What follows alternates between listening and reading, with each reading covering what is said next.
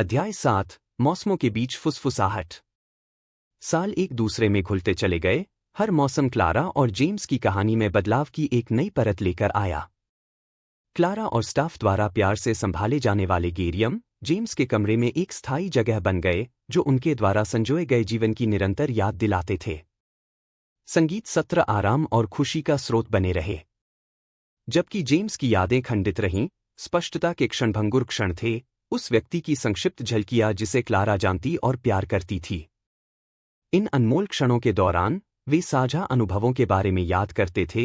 उनकी हंसी बाज हॉल में गूंजती थी, जो उनके बंधन की स्थायी शक्ति का प्रमाण था।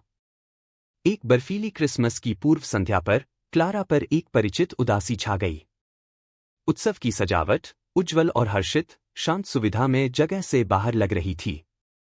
फिर भी जब वह जेम्स के पास बैठी, उसका हाथ अपने हाथ में पकड़े हुए, उसके ऊपर शांति की भावना छा गई। जेम्स, जो आमतौर पर ऐसी सभाओं के दौरान अलग थलग रहता था, ने स्पष्टता के एक दुर्लभ क्षण से उसे आश्चर्यचकित कर दिया। क्या तुम्हें वह पहला क्रिसमस याद है जो हमने साथ में बिताया था? उसने पूछा, उसकी आवाज में इस्तेमाल न होने की वजह से कर्कशता थी। क्लारा का दिल गर्मजोशी से भर गया। बेशक, जेम्स, उसने कहा, उसकी आवाज में भावनाएं भरी हुई थी। तुमने मुझे हाथ से नक्काशीदार स्नोफ्लेक आभूषण से आश्चर्यचकित कर दिया। जेम्स के होठों पर एक हल्की मुस्कान आ गई। स्नोफ्लेक, उसने दोहराया, शब्द हवा में लटक रहा था। फिर उसने हाथ बढ़ाया और अपनी कमजोर उंगली से क्लारा के हाथ के पीछे एक स्नोफ्लेक पैटर्न बनाया। सरल और कोमल हाव भाव ने बहुत कुछ कह दिया। यह एक प्रेम कहानी थी जो सिर्फ भव्य घोषणाओं में नहीं बल्कि शांत क्षणों में, स्पर्श और साझा यादों की अनकही भाषा में लिखी गई थी।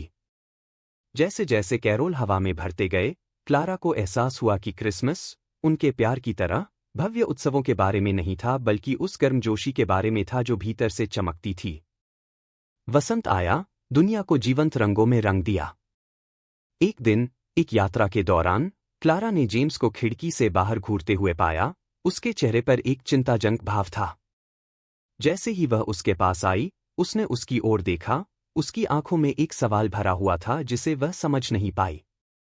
क्या है, जेम्स? उसने धीरे से पूछा। उसने सड़क के उस पार फुटपाथ पर हाथ पकड़े एक जोड़े की ओर इशारा किया। वे कहाँ जा रहे हैं? उसने पूछा। उसकी आवाज में बच्चों जैसी जिज्ञासा थी। क्लारा का दिल दुख रहा था। यह साधारण सवाल, जो उसके पिछले जीवन के लुप्त होते अवशेषों का प्रमाण था, उसे उन कई सैरों की याद दिलाता था जो उन्होंने हाथ में हाथ डालकर, साथ मिलकर दुनिया की खोज करते हुए की थी। अचानक उसने एक निर्णय लिया।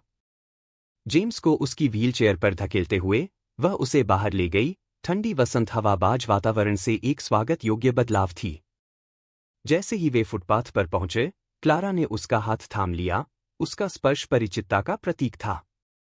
वे चुपचाप चल रहे थे। सूरज उनके चेहरों को गर्म कर रहा था। जेम्स संतुष्ट लग रहा था। उसकी निगाहें उसके चारों ओर की हलचल भरी दुनिया पर टिकी हुई थीं। यह उनके बगीचे में उनकी सैर जैसा नहीं था, फिर भी यह सामान्यता का एक क्षण था, प्रेम का एक सरल कार्य जिसने उसे उस जीवन की झलक दिखाई जो वे कभी साझा करते थे। जब वे अंदर लौटे, तो क्लारा के ऊपर शांत संतुष्टि की भावना छा गई। उनकी प्रेम कहानी, हालांकि उसकी कल्पना से बहुत अलग थी, विकसित होती रही। यह एक ऐसा प्रेम था जो वर्तमान में, साझा क्षणों में हालांकि क्षणभंगुर में सांत्वना पाता था। एक ऐसा प्रेम जो अपने संदेश को भव्य इशारों में नहीं बल्कि उसके हाथ में उसके आराम से फुसफुसाता था। भविष्य में अनिश्चितताएं थीं, लेकिन जैसे ही क्लारा ने जेम्स को देखा, उसके दिल में एक शांतिपूर्ण स्वीकृति भर गई। उनकी यात्रा, प्रेम की स्थायी शक्ति का एक प्रमाण, जारी रहेगी। एक समय में एक मौसम, एक समय में एक साझा स्मृति, यहां तक कि उनके जीवन के सांझ के वर्षों में भी। अध्याय 8 फूलों की भाषा। गर्मी का मौसम आ गया, जिससे सुविधा में गर्मी की चादर और खिलते गुलाबों की मीठी खुशबू छा गई। हालांकि जेम्स अलग थलग लग रहा था। उदासी का बादल उसके हमेशा के शांत व्यवहार पर छा गया। संगीत सत्र, जो कभी खुशी का स्रोत हुआ करता था, अब उसमें पहले जैसी चमक नहीं रही। जेम्स के मूड में सूक्ष्म बदलावों को समझकर क्लारा चिंतित हो गई। उसने उससे बातचीत करने की कोशिश की, झील के किनारे उनकी गर्मियों की पिकनिक की याद ताजा की, लेकिन उसकी प्रतिक्रियाएं बहुत कम थीं, उसकी आंखें दूर की नज़र से देख रही थीं। एक दोपहर, सुविधा में एक नई गतिविधि शुरू की गई, बागवानी चिकित्सा। जब क्लारा ने जेम्स को हिचकिचाते हुए पॉटिंग टेबल के पास जाते देखा, तो उसके भीतर आशा की एक किरण जगी। शायद मिट्टी का स्पर्श, खिलते फूलों की जानी पहचानी खुशबू, उनके प्यारे बगीचे से जुड़ी कोई याद, कोई जुड़ाव जगा दे। जब जेम्स ने अपने हाथ में ट्रॉवेल पकड़ा, तो उसकी उंगलियों में कंपन हुआ। फिर भी, आश्चर्यजनक ध्यान के साथ, उसने तैयार किए गए गमले में एक छोटा सा छेद खोदना शुरू कर दिया। क्लारा, जिसका दिल प्रत्याशा से धड़क रहा था, ने उसे एक जीवंत गेंदे का पौधा दिया। जिस क्षण जेम्स की उंगलियां नाजुक पत्तियों को छूती हैं, उसकी आंखों में पहचान की एक चिंगारी चमक उठती है।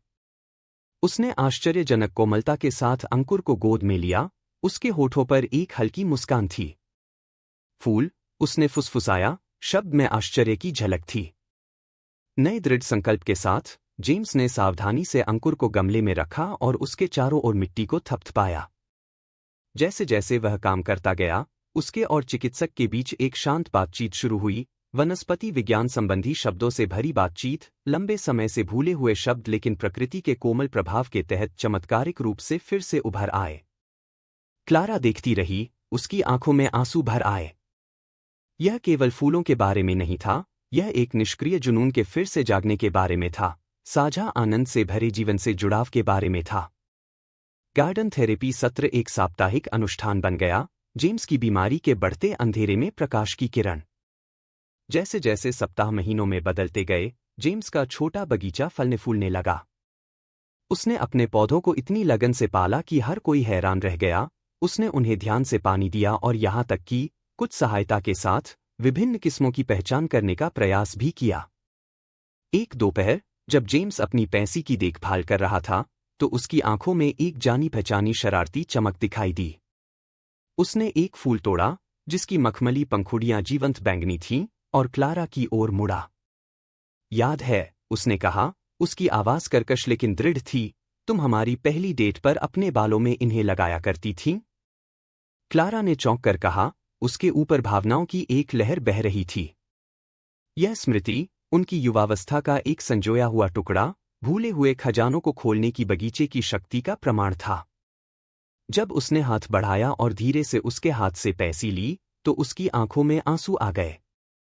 उसे अपने कान के पीछे रखते हुए, वह नीचे झुकी और उसके माथे को चूमा, यह सरल इशारा प्रेम और कृतज्ञता की मौन भाषा थी।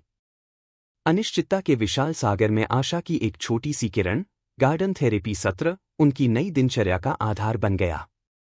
यह उनके पिछले जीवन का प्रतिस्थापन नहीं था, लेकिन यह नई यादें बनाने का एक तरीका था, फूलों की मूक भाषा के माध्यम से अपने प्यार को व्यक्त करने का एक तरीका था।